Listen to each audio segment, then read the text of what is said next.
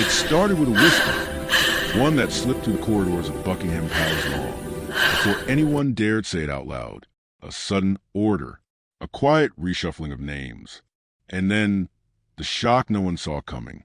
King Charles, in a move that stunned even his closest aides, cut Camilla's family from the palace circle. Overnight, doors closed, invitations vanished, and in the middle of the silent hallway, under the watch of the royal guards, Camilla finally broke. What could push a queen consort to the edge like that? Before we dive deeper, make sure you tap like if you enjoy real, behind-the-scenes royal stories. And if you love uncovering the moments the cameras never show, hit subscribe and share this with a friend who follows the royals as closely as you do. It helps the channel grow and lets us bring you even more stories that actually mattered. IT didn't begin with an announcement. It didn't begin with a statement, a headline, or a whisper that raced through the press. It began with something much quieter, a change in the palace air, a shift in the way staff exchanged glances, a pause in conversations whenever Camilla walked by. Even the guards, trained to blink at nothing, seemed to hold their posture a little tighter. People often think the monarchy moves with ceremony and loud declarations, but in truth, its greatest decisions happen in silence. And this decision was one of them. For weeks, insiders noticed tiny adjustments that didn't fit the usual rhythm.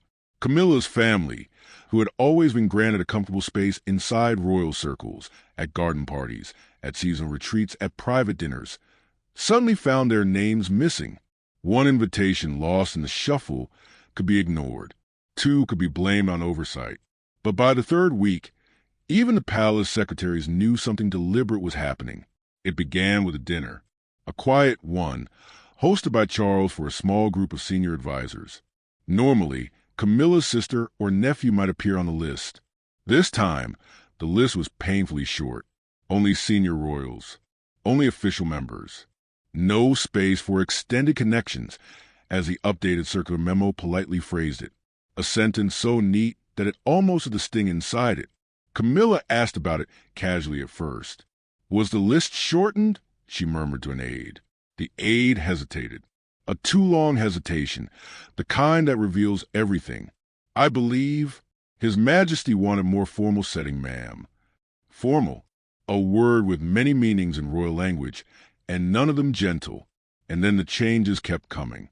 Her family's parking privileges were revoked one day without warning. Their access badges were quietly restricted. Entry points they used for years now required security escort. Staff who once greeted them by name now offered polite smiles and little else. Slowly, the palace wrapped itself tighter, closing its doors with soft clicks. Camilla felt the chill first in her fingertips, a nagging feeling that something enormous was shifting just out of sight. Charles himself seemed distant, though not unkind. He was busy, always busy. Meetings, briefings, engagements. But there was an undeniable weight in his voice, as if he was carrying the burden of a decision too heavy to speak aloud. One night, when they sat before the fireplace, she finally asked him, "Is something changing? And if it is, why am I the last to understand it?" Charles didn't answer immediately. He adjusted the logs, watching sparks rise and disappear. "Things are moving quickly," he finally said. "I'm trying to keep the institution steady." Steady, another royal word that hides storms. Camilla tried to brush it off, tried to trust that the palace machine simply had its own rhythm, its own logic she was not meant to question. But deep inside, a fear she hadn't felt since the early days, when she was the outsider, the intruder, the woman the public blamed, began to rise again. Around her, others noticed too. A footman whispered to another about the new rules. A lady-in-waiting stopped offering updates about upcoming events involving her family. Even the corridor lighting felt colder, as if the palace itself sensed tension in the air. The breaking point came with the spring reception, an event Camilla's family attended every year. Names were always printed early, neatly arranged on elegant cards. But this time, when she checked the placement chart, her eyes scanned the list once, then again, then again. They weren't there. Not a single one. No sister. No nephew. No cousins. No familiar names that had quietly supported her through the hardest years. Is this final? Camilla asked the coordinator, her voice steady but her hand trembling ever so slightly. The coordinator looked helpless, not cold, not dismissive, just caught in the middle, like so many palace staff often were. I'm afraid His Majesty approved the list personally. The words landed like a stone dropping to the bottom of a lake. From that moment, the palace felt different. Too bright, too stiff, too watchful. Camilla walked down the long gallery alone that afternoon, heels echoing softly across marble floors. Paintings of past monarchs stared down at her. Elizabeth, George, Victoria, each one carved into history by duty, sacrifice, and lonely decisions. She felt suddenly small in their presence. You'd think a queen consort would be protected from such feelings. But even queens bleed on the inside. She reached the corner near the grand staircase where 2 royal guards stood motionless. They watched countless royal dramas unfold. But today, they watched her, not with judgment, not with curiosity, but with quiet resonance. Because even soldiers understand when a heart breaks silently. And that was when the truth finally hit her. Charles had made a choice. Her family, her soft place in a world of iron protocol, was being removed from the palace framework. Maybe for political optics, maybe for succession clarity, maybe to secure the monarchy's future. But whichever it was, the cost had fallen squarely on her shoulders. She stopped walking, just stopped. The guard closest to her blinked, the smallest sign of human concern. Her breaths deepened, her throat tightening. She tried to swallow her dignity, as she had done so many times before, but this time it refused to go down. The palace lights blurred. A tremor ran through her fingers, and before she could stop herself, the emotion she had kept hidden for weeks finally broke through. A soft sound escaped her, not loud enough to echo, but enough to shatter her own composure. A sound of someone who had held on too long. Tears pooled in her eyes, catching the golden hallway lights. She turned slightly away from the guards, trying to hide her face, but the palace was merciless in its openness. There were no corners deep enough to hide in. The guards didn't move. They weren't allowed to. But their stillness became its own kind of comfort. A silent promise. We see you. Even queens are human. Camilla clasped a hand over her mouth, shoulders rising with the effort to keep the sob inside. But the harder she fought, the more the weight pushed back. It wasn't just about invitations or access. It was the message behind it. You belong, but they don't. A message no one ever wants to hear.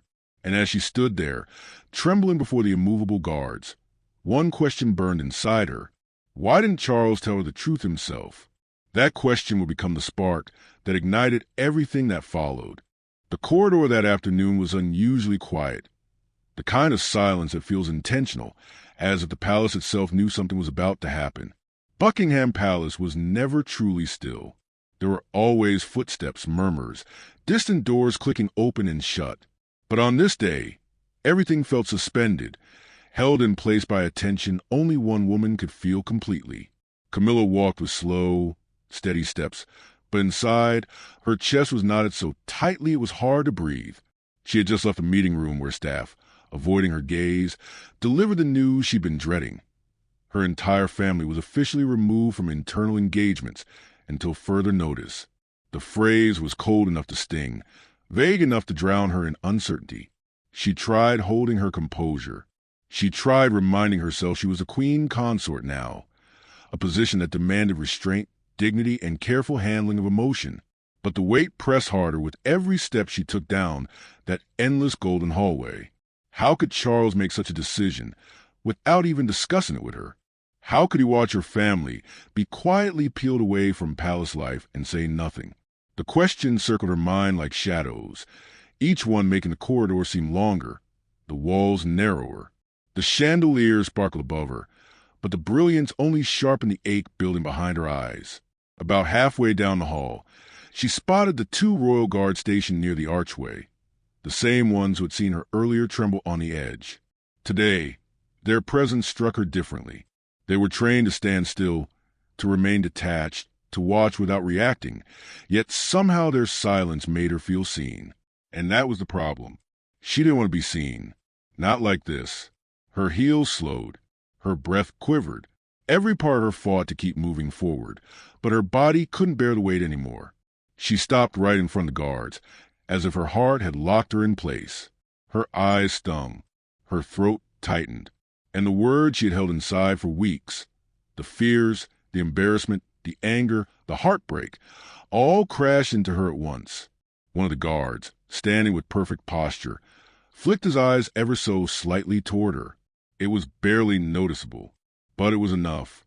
That tiny human gesture cracked the wall inside her chest.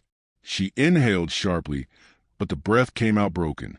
Camilla turned her face slightly away from them, one gloved hand lifting toward her cheek, as though she could physically push back the tears before they fell. But the palace did not allow her to hide. The corridor lights were too bright. The space was too open. She felt exposed, fragile, suddenly small in the vastness of the royal world. And then the first tear slipped, not a dramatic sob, not a collapse, just a single tear, but was enough to release all the others waiting behind it. Her shoulders trembled, her lips parted in a silent plea. Not directed at the guards, not directed at anyone in particular, just into the air, as if begging the palace itself to give her a moment of mercy. She whispered under her breath, "Why didn't he tell me?" The words barely carried, but the guard closest to her heard them. His jaw tightened, not in judgment, but in empathy, and she kept whispering. He promised no surprises. A quiet, shattering admission. Royal protocol kept the guards frozen, but their faces betrayed the faintest flicker of compassion. They had watched generations of royals break behind closed doors.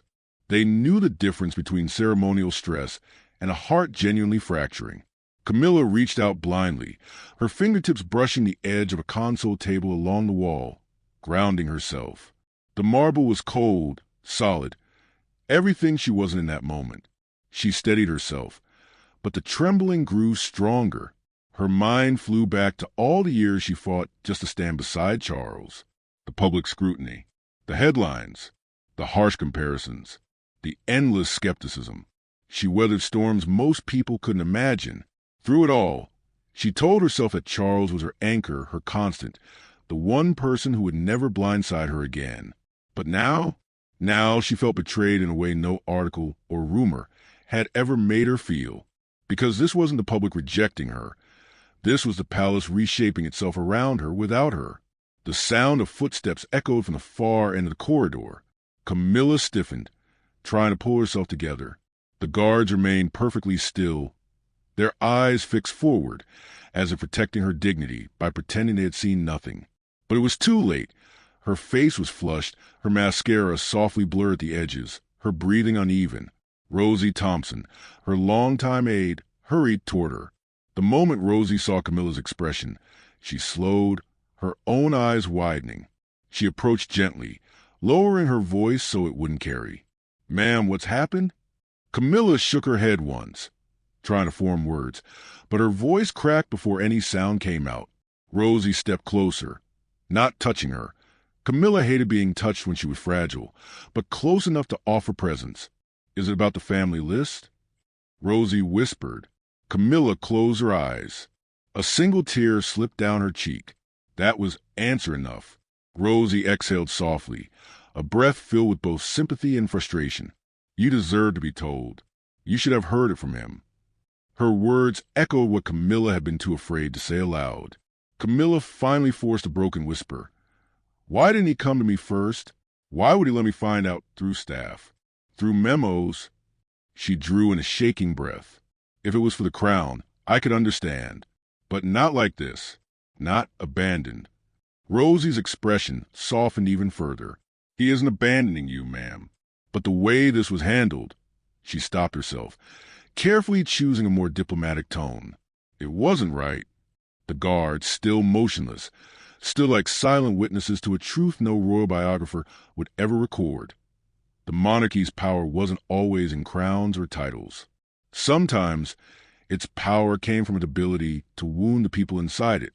Camilla pressed a hand lightly against her chest, feeling her heartbeat thudding unevenly. "It feels like I'm losing everything I brought with me." Rosie nodded gently. "Because that's what this decision took away." Another tear fell, and then another.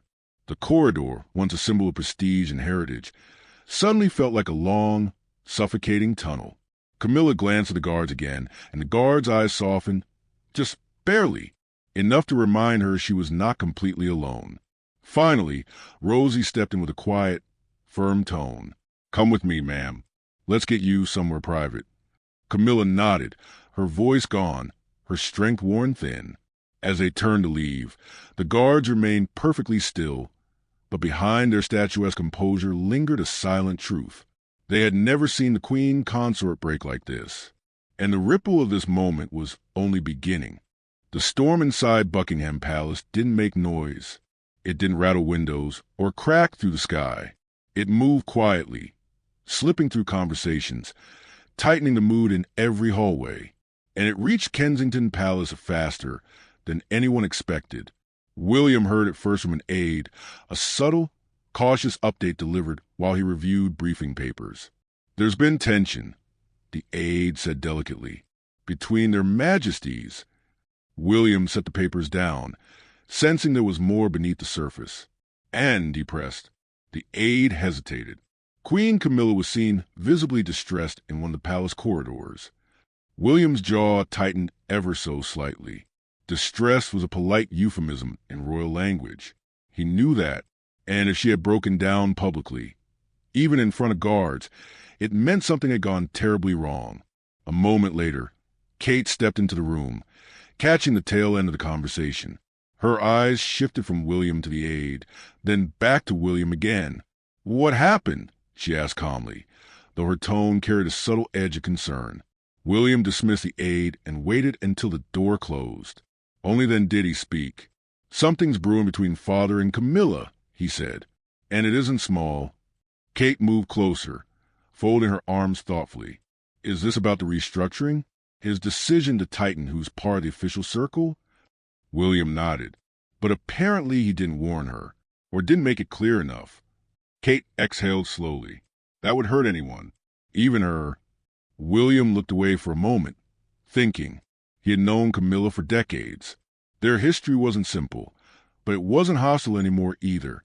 They had reached a place of understanding, of coexistence, even respect. And no matter what the public believed, the royal family couldn't survive if its internal bonds fractured. "We need to go to the palace," William said quietly. Kate didn't hesitate. "I'll get my coat." Kensington Palace's cars drove them the short distance across London. Even through tinted windows, William could see tourists and photographers gathering, oblivious to the storm unfolding behind closed palace walls. As they approached Buckingham Palace, the guard straightened, the gates swung open, and the world outside fell away. Inside, the atmosphere was different, tighter, heavier. Staff seemed to move quickly but cautiously, like people preparing for a fragile negotiation. William and Kate were escorted to one of the smaller drawing rooms where Camilla had been resting. Before entering, William paused, lightly touching Kate's arm. "We need to be gentle," he murmured. "Careful. This isn't about politics. This is personal." Kate nodded. "I know." When the door opened, they saw Camilla seated near a window, shoulders slightly hunched, staring down at a silk handkerchief crumpled in her hands. She looked composed at first glance, but her eyes were swollen, rimmed with exhaustion. She didn't rise when she saw them, something that told William everything he needed to know. "William?" "Catherine," she said softly. Kate approached first, her voice warm. "We heard you weren't feeling your best. We wanted to check on you." Camilla gave a hollow little laugh, the kind people use when they pretend something isn't as painful as it is. "I suppose news travels quickly in this family." William sat across from her, leaning forward slightly. "What happened?" She shook her head. "Your father happened." The words were sharper than she intended, and she winced at herself. "I'm sorry. I don't mean to speak ill of him." "Just speak honestly," Kate said gently. Camilla swallowed, her gaze drifting to the window. "He cut my family out, entirely, without a real conversation, without a moment's warning. I found out through staff, William, through a memo." Kate's eyes softened. William felt a flicker of anger spark inside him. Not at Camilla, but the way the situation had been handled. Charles was decisive when needed, but sometimes he forgot the emotional aftermath those decisions left behind. It should have been explained to you, William said quietly. Yes, Camilla whispered. It should have. The three of them sat in silence for a moment, not the awkward kind, but the heavy kind that fills a room with unspoken fears. Finally, Camilla lifted her eyes. They weren't angry. They were sad. Deeply, painfully sad. I supported him through everything, she said. Through every duty, every attack, every shift in public opinion. And now, it feels as if he's pruning the branches closest to me. Kate leaned closer, her voice gentle. I don't think he's trying to cut you away. I think he's trying to reshape the monarchy, maybe too quickly, maybe too quietly. But this doesn't mean you're alone. Camilla drew in a shaky breath. It's hard not to feel alone in a building this large. William exchanged a look with Kate, the kind that communicated an entire conversation in 1 second. William spoke carefully. Let me talk to him. Camilla's eyes widened slightly. No, William, you don't have to involve yourself. I do, he interrupted softly, because if this is hurting you, it's going to affect all of us. The press will sense the tension. The staff will whisper. It becomes a cycle. And none of us need more chaos. Camilla blinked back fresh tears. I appreciate that. More than you know. Kate reached out, her hand resting lightly on Camilla's. Families aren't perfect. Ours certainly isn't. But this is fixable. Camilla gave a faint smile. You always sound like hope. That's because someone has to, Kate responded with a gentle laugh. When William left the drawing room to find his father, Kate remained with Camilla, gently guiding the conversation toward lighter terrain. Memories of early engagements, funny mishaps behind the scenes, moments when the press got stories hilariously wrong. And slowly, Camilla's breathing leveled. Her shoulders relaxed. The tension in her hands loosened. Meanwhile, William moved to the palace with determined steps. He found Charles in his private study, reviewing state documents. The king looked tired, not physically, but emotionally worn, the way leaders often do when they convince themselves a difficult decision was necessary. Father, William said, closing the door softly behind him. Charles glanced up, his eyes narrowing just a little. You've heard. I have, William said, and we need to talk. Charles leaned back in his chair, the faintest sigh escaping him. I made a decision for the good of the institution. I know, William replied, but the way it was delivered, it hurt her. Charles looked away, a small but telling gesture. For a moment, William saw not the king, but the man, the father, the husband, who sometimes forgot that protecting the crown shouldn't come at the cost of the people closest to him.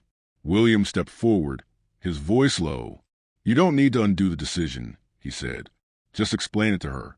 Honestly, she deserves that.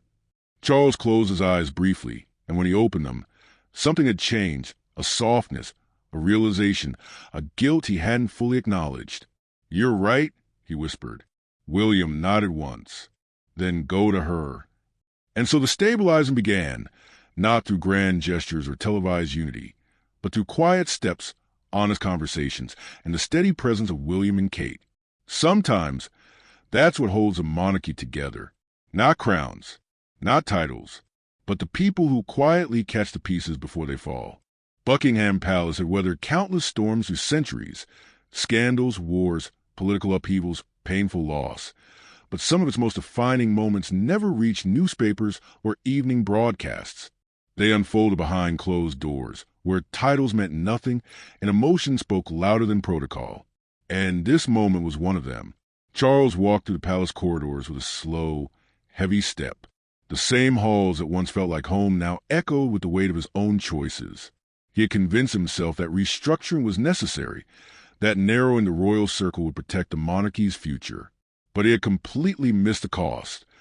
Camilla's dignity, her trust, her sense of belonging. When he reached the small drawing room, he paused. The door was slightly ajar. Inside, he could hear Kate's soft voice and Camilla's quieter responses. Their conversation wasn't about duty or public perception. It was simply human, comforting, real. Charles inhaled, then knocked lightly. The room fell silent.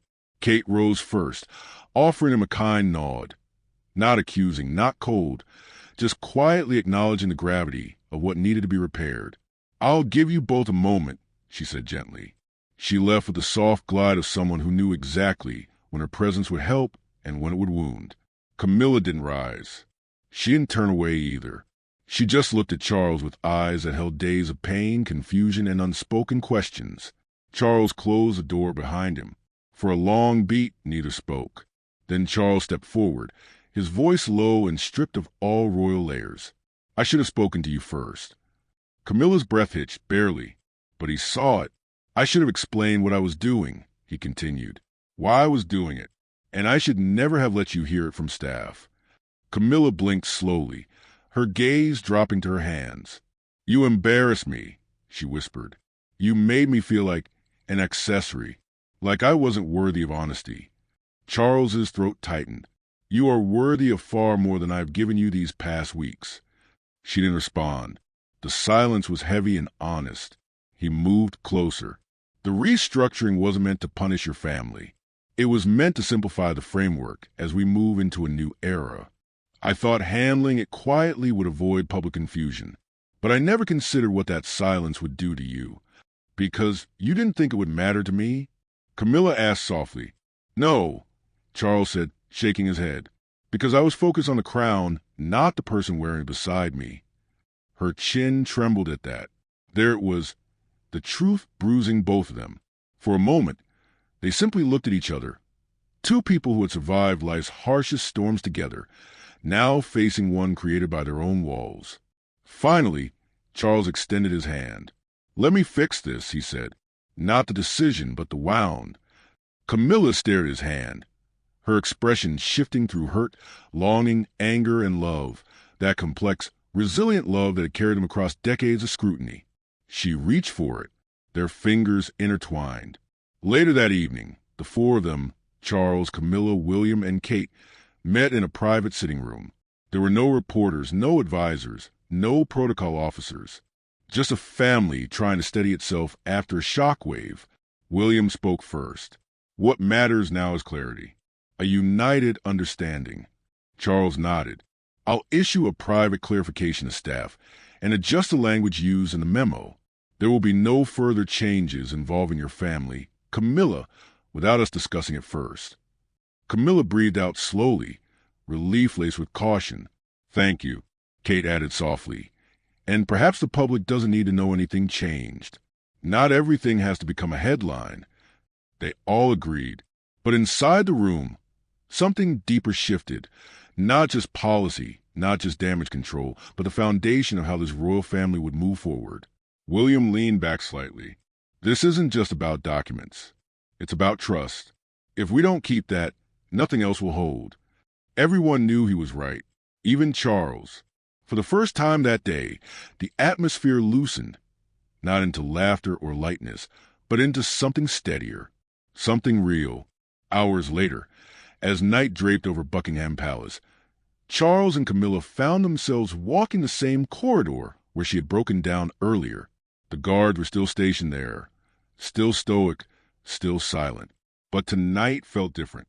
Camilla stopped in front of them. The guards didn't move, but a spark of recognition passed through their eyes, a quiet acknowledgement of the woman who had stood in front of them in pain and now stood with renewed strength. Charles watched her carefully. "This corridor has seen too much of your hurt," he murmured.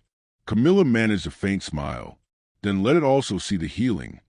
He offered his arm, and she took it. Together, they walked, not as monarchs carrying centuries of weight, but as two flawed, human souls trying to rebuild what had been cracked. In the days that followed, small but meaningful changes swept through the palace. Staff were briefed. Invitations were adjusted. Camilla's family was treated with the respect her position demanded. And the atmosphere, the tension that once tightened every corner of the palace, slowly settled. Whispers faded. Footsteps softened. Even the guards sensed a shift. It was not a complete reset. History doesn't rewrite itself in one night. But something fundamental had shifted inside the monarchy, a new rule written not on paper, but in the way its members looked at each other. Honesty must come before duty, and loyalty must run both ways.